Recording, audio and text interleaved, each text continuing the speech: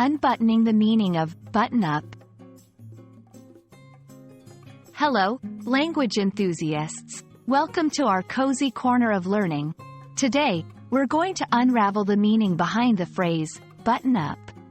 Get ready to add another expression to your growing English vocabulary. When we think of buttons, we often picture the small fasteners on our clothes. To button up, in the most literal sense, means to fasten the buttons on a garment.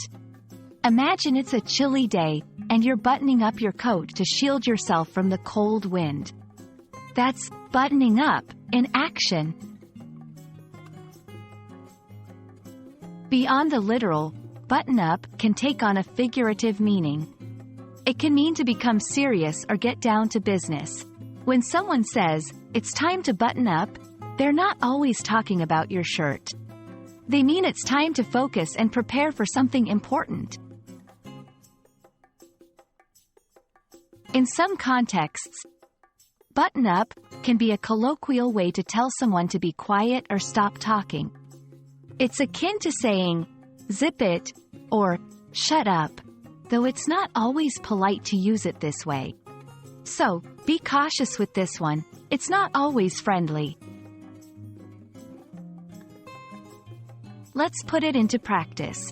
Here are a few sentences. It's freezing outside, make sure to button up your jacket. We have a big meeting today, so everyone needs to button up and focus. The kids were chattering during the lecture, and the teacher told them to button up.